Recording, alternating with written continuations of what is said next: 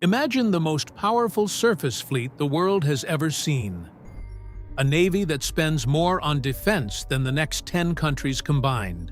Now, imagine that the program created to keep this fleet relevant for the next 40 years was suspended in a single December announcement, and that the announced replacement, at the exact moment you're hearing this, has no design, no funding, and no congressional approval.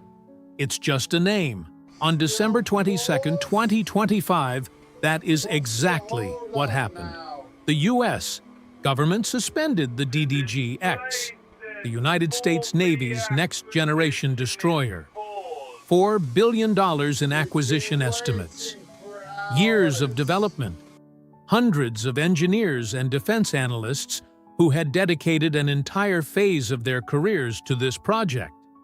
Paralyzed by a single press release. You won't get anything. But it wasn't the cancellation that drew attention. Read the name. It was Agent. what came in its place. I told you not to Trump do this announced here. that the DDG-X would be replaced by the Trump-class battleship, a resounding name. A name that evokes power, naval heritage, and the era of the great warships that defined the 20th century. It's the kind of announcement that generates headlines and congressional speeches. It is also, in terms of an actual acquisition program, a project that doesn't exist.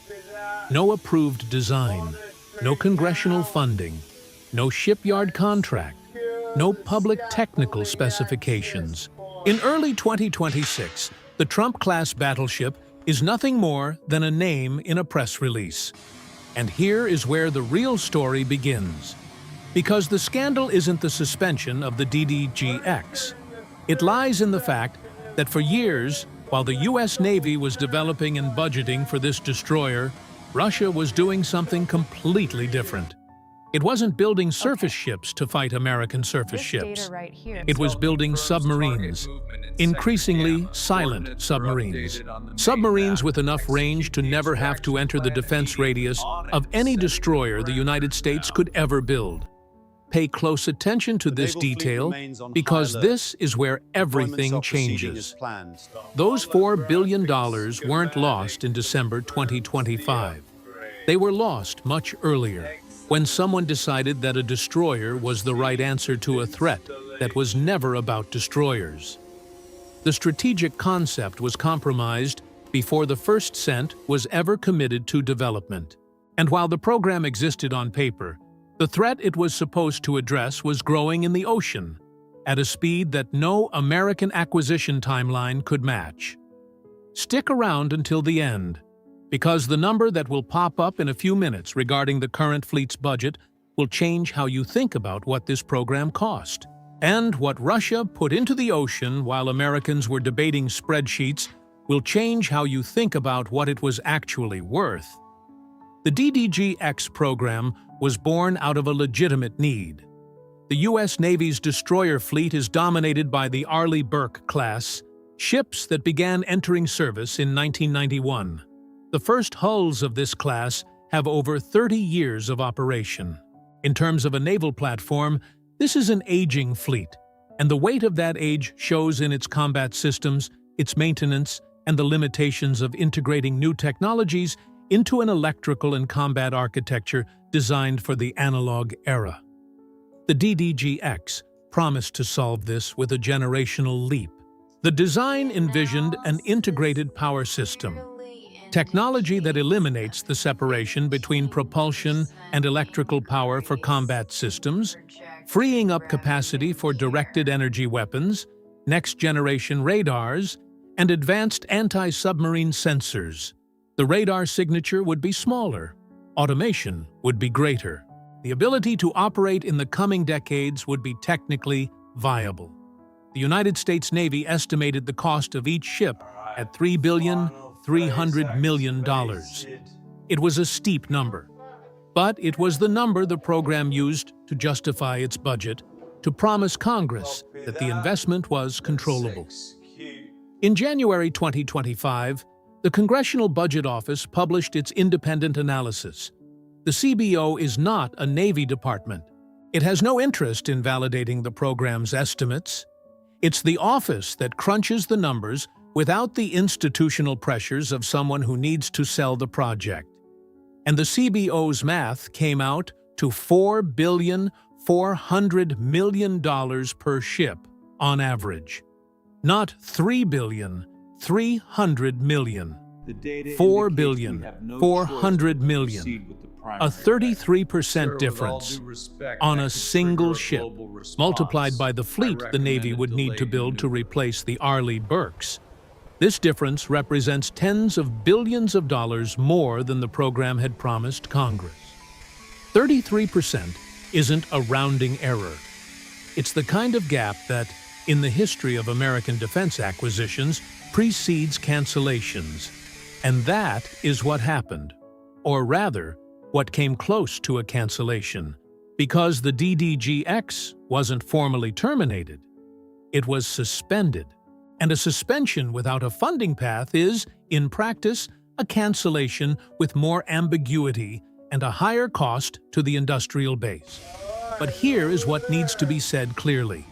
Even if the DDG-X had cost exactly the promised $3,300,000,000, there would still be a fundamental unanswered question.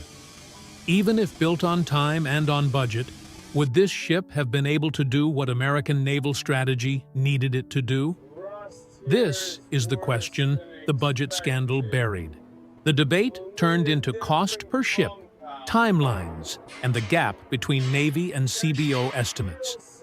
All of these are legitimate concerns, but there is a preceding, more fundamental question that barely surfaced during the congressional hearings. Is the destroyer the right tool for the right problem? And when you look at what Russia is building, the answer is profoundly uncomfortable. And to understand why, we need to talk about what's happening in Russian shipyards. The Russian Navy isn't trying to build a fleet that mirrors the American one. That would be a battle Russia cannot win in terms of volume, and Kremlin strategists know it. What Russia is doing is radically smarter from an asymmetrical standpoint. They are building a capability that renders the American numerical advantage in surface ships strategically irrelevant. In July 2025, Russia ordered 2 additional Yasin M-class submarines. 2 new submarines, on top of the ones already under construction, and those already operational. The announcement was made with almost no fanfare in Western news, but among naval analysts, the significance was immediate. The Yasin M is a state-of-the-art nuclear-powered attack submarine. Nuclear, in this context, isn't just about indefinite propulsion. It's about the full suite of capabilities that defines what this kind of submarine can do. The Yasin M is equipped with Caliber and Onyx cruise missiles with ranges that, in their naval variants, exceed 1,000 kilometers. This means a Yasin M can sit at an enormous distance from its target, far beyond the reach of any surface ship sonar, and launch missiles with enough precision to threaten aircraft carriers, coastal facilities, or critical supply routes. The fundamental operational question is this. To destroy a target with a 1,000-kilometer range missile, you never have to get close to the target. And if you never have to get close, the sensors of the destroyer that was supposed to hunt you never have to hear you. The threat exists before the defense even has a chance to begin. But the Yasin M, as advanced as it is not the hardest problem in the equation. In early 2026, Russia confirmed the keel laying of 2 new Lada-class submarines, diesel-electric. And this specific detail, diesel-electric, is what anti-submarine warfare commanders debate in technical terms that rarely reach the public. Nuclear submarines like the Yasin M must keep their reactors running continuously. Even when silent by the standards of their Soviet predecessors, the reactors generate residual heat, vibration in the cooling loops, and fluid movement. There is a physical signature, hard to detect, but present. Modern diesel-electric submarines have an option the Yasin M doesn't: completely silent mode. When operating on batteries, the diesel engine is off, the generator is off. All that remains is the movement of the hull through the water at low speed with the minimal acoustic profile that physics allows. In battery mode, a well-operated LADA class is, for all practical purposes of surface sonar detection, acoustically almost invisible. And here is the data point that defines the strategic problem. The LADA class was designed for operations in shallow coastal waters, exactly the regions where American naval defense needs to act, where surface fleets are most exposed, and where maritime supply routes pass through. It's not a coincidence, it's doctrine. There is also the matter of economics. A LADA class is a fraction of the cost of an Arleigh Burke destroyer. And while the destroyer must actively maneuver, operate sonar systems, and burn fuel hunting the submarine in battery mode can simply stop. Wait. At depth. In the dark. Time is on the side of whoever can stay quiet indefinitely. And a fully charged modern battery in port costs far less than a single day of destroyer operations. This is not theory. It's the asymmetrical equation that defines why powers with fewer resources build underwater fleets instead of surface fleets. And Russia, which has enough resources for both, is clearly prioritizing submarines. Think about what this means operationally. The U.S. Navy needs to know where Russian submarines are to protect supply routes, aircraft carriers, and surface fleets. To know where they are, they need to detect them. To detect them, they must send ASW ships and aircraft into an operational zone that can cover hundreds of thousands of square miles of ocean. Every ship deployed consumes fuel, maintenance, and a crew on high alert. Every hour on patrol has a cost.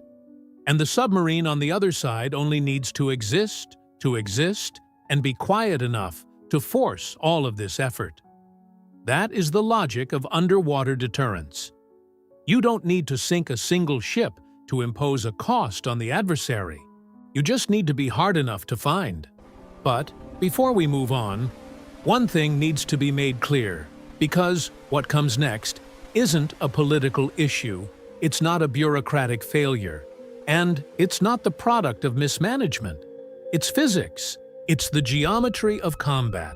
It's the result of principles that do not change with budgets. Anti-submarine warfare works, at its core, through acoustic detection. Active sonar emits a sound pulse and listens for the echo. Passive sonar listens to ambient noise, looking for submarine signatures. For either to work, the receiver must be in an environment where the target signal can be distinguished from the background noise. The problem begins with the destroyer platform itself. An active surface ship is a massive source of noise. The engines, the high-powered thrusters, the hull slamming against the waves, the internal cooling systems, all of this creates a cloud of acoustic contamination around the ship that interferes with its own sensors' ability to detect outside signals. This is a phenomenon known as self-interference, and it severely limits the effective range of hull-mounted sonar, especially in rough seas or at high speeds. Meanwhile, a LADA-class submarine running on battery power systematically eliminates the biggest sources of its own noise. The result is an asymmetry in detection. The submarine can hear the destroyer from much further away than the destroyer can hear the submarine. And once the submarine knows where the destroyer is, it has options. It can move out of the detection cone. It can lie completely still on the ocean floor. It can simply wait for the destroyer to pass before moving again. There's also the problem of three-dimensional geometry. A destroyer operates on a flat surface, the ocean. A submarine operates in 3 dimensions. It could be 50 meters down, 300 meters down, or hiding at the bottom of an underwater basin. Depth radically changes how sound propagates, creating temperature layers that reflect or absorb acoustic signals and limiting where a surface sonar can effectively see. Then there's the thermocline layer. The ocean isn't a uniform body of water at a constant temperature. It's a series of layers with different temperatures, and the boundaries between these layers act as natural barriers to sound. Sound waves crossing a thermocline lose intensity, scatter, or bounce right back. A submarine operating below the main thermocline can be practically invisible to sonar pinging from above it. This isn't some brand new technology developed by Russia. It's basic physics that submarine operators from any country have been exploiting since World War II. But it's a fact that any honest assessment of surface ASW capabilities needs to account for one that rarely makes it into the defense briefings presented to Congress. And then there's the range problem of the Yasin-M. Armed with missiles that can travel over 1,000 kilometers, this Russian nuclear submarine never actually needs to enter the sonar range of any destroyer. The threat is real, present, and operational, but geographically beyond the reach of any surface defense. A destroyer can't hunt what never gets close enough to be hunted. American ASW doctrine was developed, refined, and optimized to counter Soviet submarines during the Cold War. Submarines that were downright noisy by modern standards. They had well-documented, carefully cataloged acoustic signatures, and patrol doctrines that tended to keep the Soviets on predictable routes. The Arleigh Burke-class destroyers were built with that specific threat in mind. The DDG-X promised more advanced sensors, but more advanced than what we have now is not the same as adequate for the current threat. The Russians aren't sailing the submarines of 1985 anymore. The central argument this story raises is this: the DDG-X wasn't an execution failure. It was a conceptual failure. The question the program should have answered, how does the U.S. Navy counter modern Russian submarine expansion, doesn't have a destroyer as the answer. The strategic concept was compromised before development even began. And that's why those $4 billion weren't lost when Trump canceled the program. They were lost the moment the program was defined as a destroyer in the first place. And while this conceptual flaw was becoming obvious, another crisis was quietly brewing within the very fleet the DDG-X was meant to replace. The current fleet of Arleigh Burke destroyers isn't just aging. It's getting progressively more expensive at a rate that defense budgets simply cannot sustainably absorb. Look closely at the numbers. In the fiscal year 2024 budget, the U.S. Navy requested $3.4 billion for the Arleigh Burke production line maintenance, parts, service contracts, and continuous production. By the fiscal year 2025 budget, that number jumped to $10.4 billion, from 3.4 to $10.4 billion in a single fiscal year. A budget line that literally tripled. Think about that number for a moment. This isn't money being invested in new ships. It's not building new capabilities. It's money being burned just to keep old ships running, ships that the Navy itself already admits need to be replaced. According to the Navy's official budget requests to Congress, this single-year spike is one of the largest ever recorded for a surface fleet maintenance line. And that number is only going to keep climbing. This isn't program expansion. This isn't buying more new ships. It's the glaring red flag of an aging fleet devouring increasing resources just to stay operational.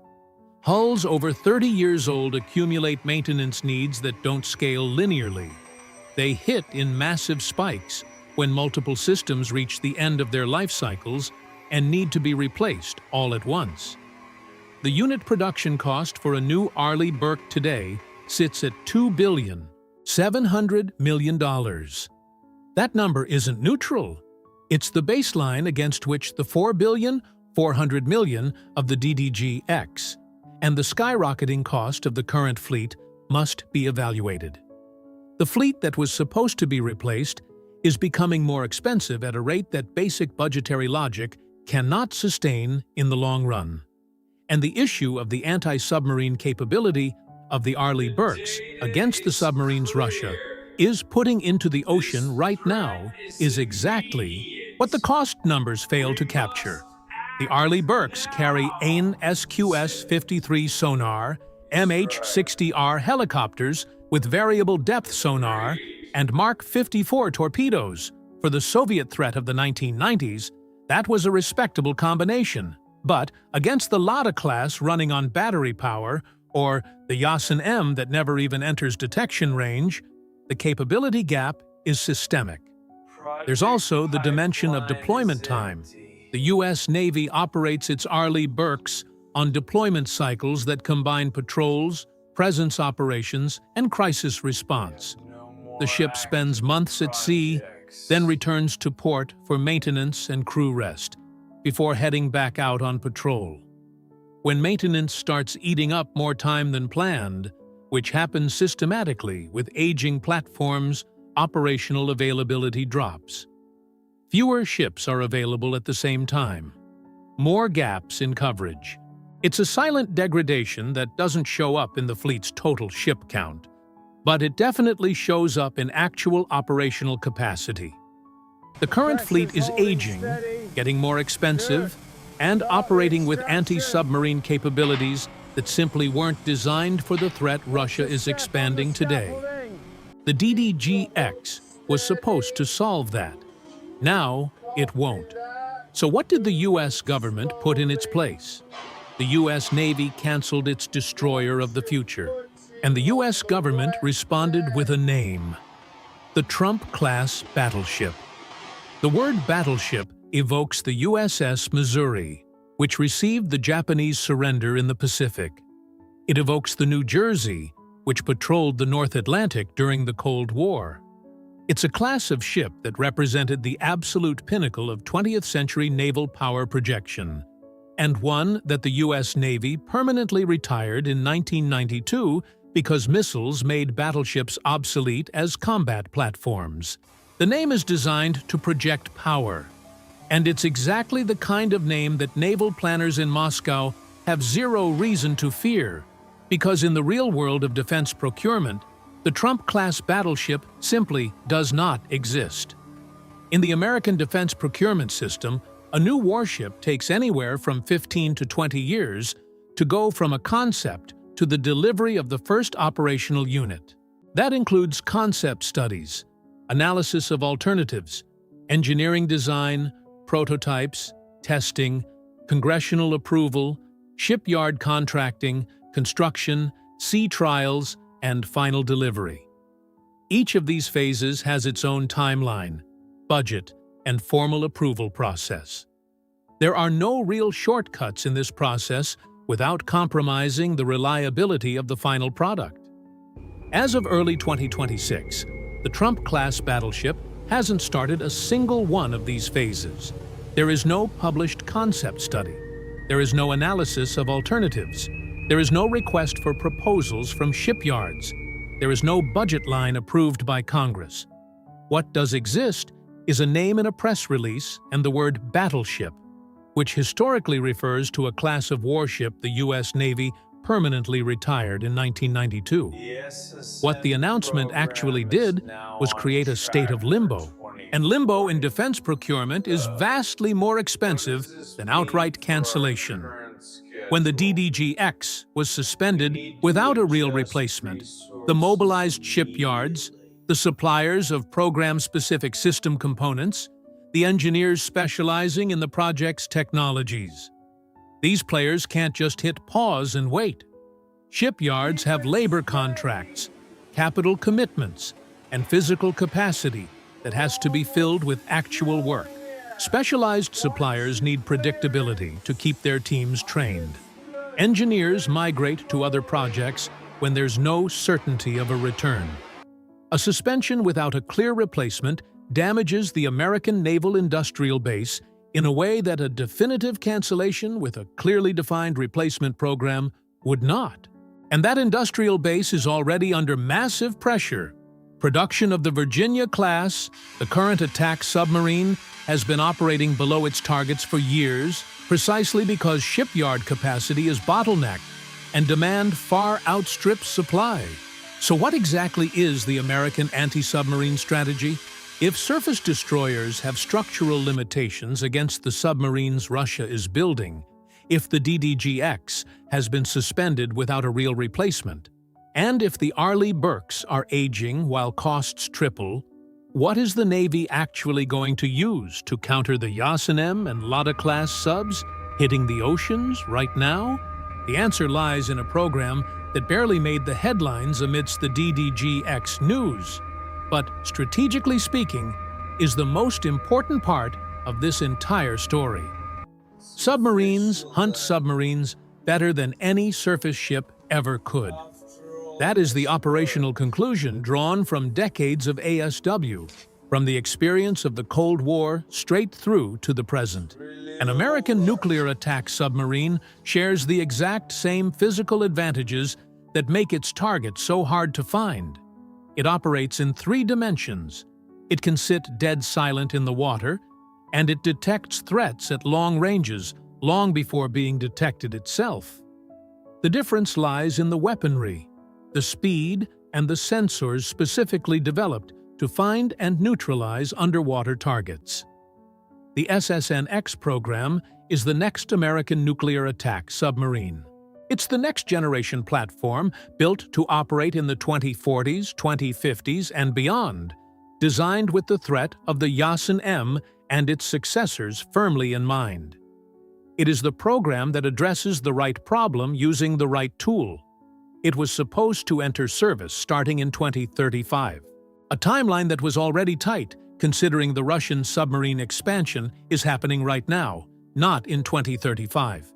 In 2025, due to budget constraints combined with capacity bottlenecks in American shipyards, the start of SSN-X acquisitions was formally delayed from 2035 to 2040, 5 more years. The reason is technical and industrial. Production of the Virginia-class, the current attack submarine that the SSN-X will eventually begin to replace, is operating below the target of 2 subs per year. The shipyards lack the capacity to accelerate the Virginia while simultaneously starting production of the SSN-X. Adding a next-generation program to an industrial base already stretched to its limits is, for now, logistically unfeasible without massive investment in shipyard capacity, an investment that hasn't been made yet. So the SSN-X waits, and the years count. 2040 needs to be interpreted in the context of what's happening right now. We are in early 2026. Russia just confirmed 2 additional Yasin-M submarines ordered in July 2025. They just confirmed 2 Lada-class subs laid down for construction. This expansion cycle isn't going to pause and wait for an American budget decision. Between 2026 and 2040, under the best-case scenario for SSN-X procurement, Russia will have 14 years of submarine expansion without a proportional response from the U.S. Navy. 14 years. An entire generation of naval capacity. Enough time to consolidate underwater presence in strategic regions. Enough time for the asymmetry to stop being a mere gap and become a structural disadvantage. To put it in perspective, the first Arleigh Burke was commissioned in 1991. 34 years later, it is still the backbone of the American destroyer force. What you build or fail to build between 2026 and 2040 will define the naval balance for the next 30 years. That's not a strategic exaggeration. It's the real-world pace at which naval fleets are built and replaced. Now, with all the pieces on the table, is when the true scale of the problem becomes impossible to ignore. The first vector, the U.S. Navy's next-generation program, was suspended. Costs had exploded 33% above the Navy's own estimates. The strategic concept was flawed from the start. Surface destroyers have physical limitations when it comes to fighting the type of submarines Russia is expanding. The political substitute doesn't exist as a real program. This vector points downward. The second vector, The current Arleigh-Burke fleet is aging. Budget costs tripled in a single fiscal year. The oldest hulls have over 30 years of operation. The anti-submarine capability of these platforms was not designed for the Lada class operating silently in shallow waters. The price of keeping the fleet in operational condition will keep rising, not falling. This vector also points downward. The third vector, the only program that addresses the threat with the right tool, the SSN-X, was delayed from 2035 to 2040. Meanwhile, Russia ordered new Yasin-M subs in July 2025 and confirmed new Lada-class subs in early 2026. The threat vector points upward. The vector for the appropriate response points far into the distance. The convergence of these three vectors is what analysts at the U.S. Naval Institute and researchers at the Center for Strategic and Budgetary Assessments have dubbed the ASW Gap Anti-Submarine Warfare Gap. In operational terms, this means there are zones in the ocean where the U.S. Navy currently cannot safely deny access to modern Russian submarines. It cannot detect them with confidence. It cannot destroy them with confidence. And the question this leaves open is the most uncomfortable of this entire analysis.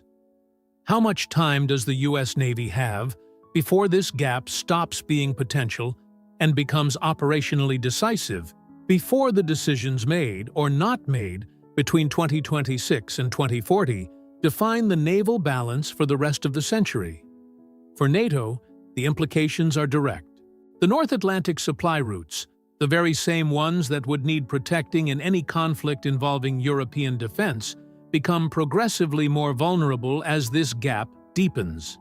The Yasin-M, with a range exceeding 1,000 kilometers, can threaten these routes without ever getting close to any surface defense.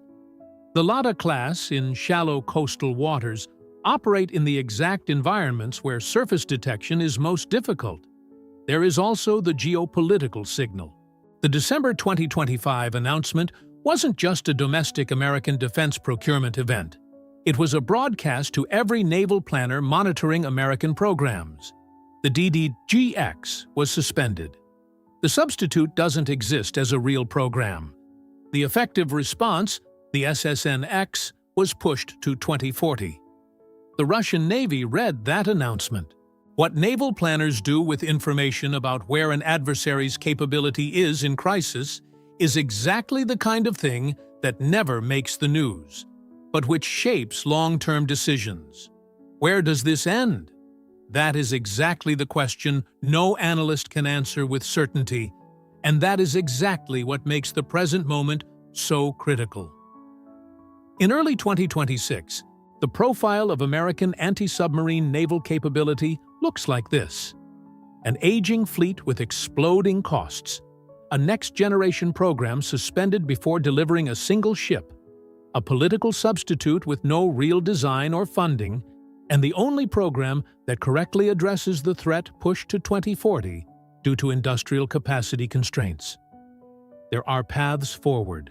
Modernizing the existing Arleigh-Burke-class destroyers can buy time and add capability, but it doesn't solve the fundamental gap. Accelerated investment in the submarine industrial base in shipyard capacity, not just ship design, could fast-track the SSN-X, but that requires political and budgetary decisions that don't exist yet. Autonomous and drone-based ASW platforms are in development, but they are years away from any meaningful operational scale. What to watch for in the coming years is very specific. Whether the U.S. government announces a real program to replace the DDG-X, not just a name, but a technical concept with a design, funding, and a timeline approved by Congress. Whether the SSN-X stays on track for 2040 or gets delayed even further. Whether there is real investment in shipyard capacity to accelerate submarine production.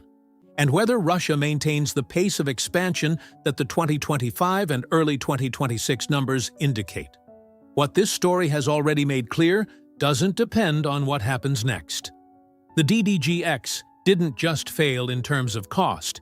It failed as a strategic concept. The lesson isn't that the U.S. Navy overspent on a destroyer. The lesson is that the problem was poorly defined from the start, that the threat was identified, but the response was chosen out of institutional inertia, not strategic suitability. And while the wrong concept was being developed and budgeted, Russia built the exact threat that this concept couldn't address. The Russian Navy isn't waiting for congressional approval to put its next submarines in the water. The Yasin-M submarines ordered in 2025 will be delivered. The Lada-class subs laid down in 2026 will go on patrol. And the proper American response is, officially, waiting until 2040, while the gap widens in real time. If you want to understand how naval power will shift over the coming decades, the story of the DDG-X is the starting point. Let us know in the comments what you want us to dive deeper into: the SSN-X, shipyard capacity, or the implications for NATO. And if this analysis made sense to you, your subscription helps the channel grow. Turn on notifications. The next analysis is already on the way.